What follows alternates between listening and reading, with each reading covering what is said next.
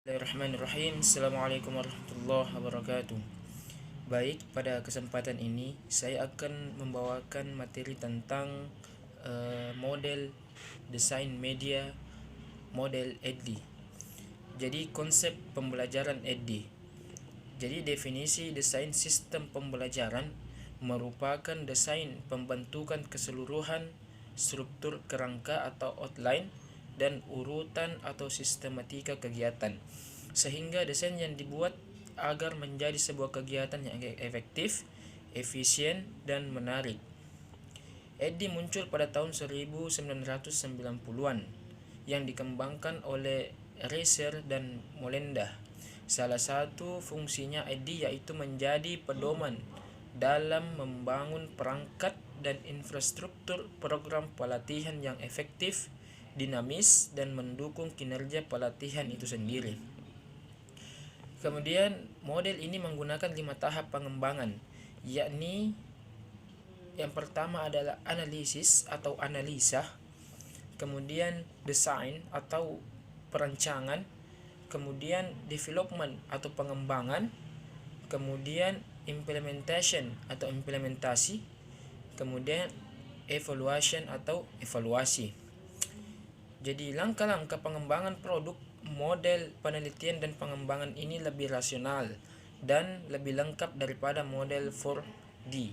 Model ini memiliki kesamaan dengan model pengembangan sistem basis data yang telah diuraikan sebelumnya. Inti kegiatan pada setiap tahap pengembangan juga hampir sama. Kemudian desain pembelajaran yang sifatnya lebih generik adalah model EDDI: Analysis, Design, Develop, Implement, Evaluate. EDDI muncul pada tahun 1990-an yang dikembangkan oleh Reiser dan Molenda.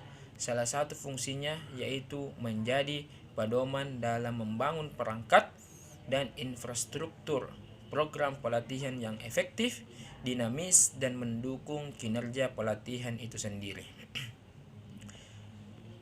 Kemudian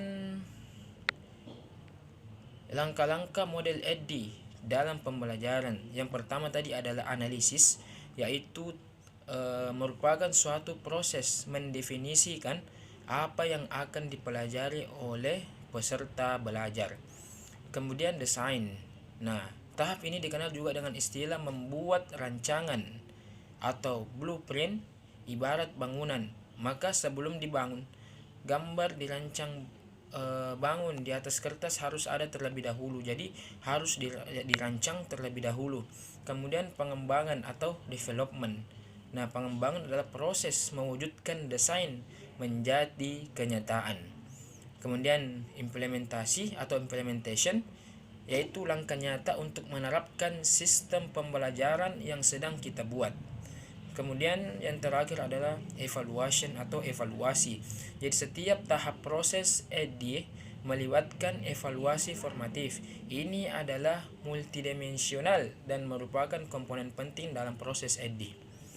Kemudian kelebihan serta kekurangan model pembelajaran EDDI. Jadi kelebihannya adalah kelebihan model ini sederhana dan mudah dipelajari serta strukturnya yang sistematis.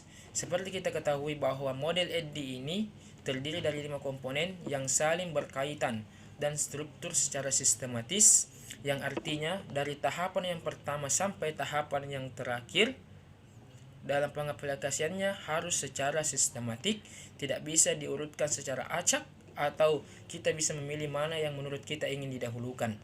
Kemudian kekurangan dari model desain ini yaitu tahap analisis atau analisa memerlukan waktu yang lama.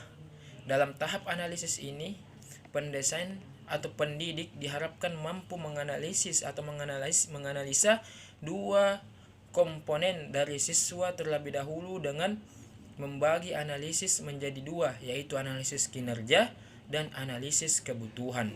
Dua komponen analisis ini yang nantinya akan mempengaruhi lamanya proses menganalisa siswa sebelum tahap pembelajaran dilaksanakan. Dua komponen ini merupakan hal yang penting karena akan mempengaruhi tahap mendesain pembelajaran yang selanjutnya. Jadi itu tadi materi yang sempat saya sampaikan. Sekian dan terima kasih. Assalamualaikum warahmatullahi wabarakatuh.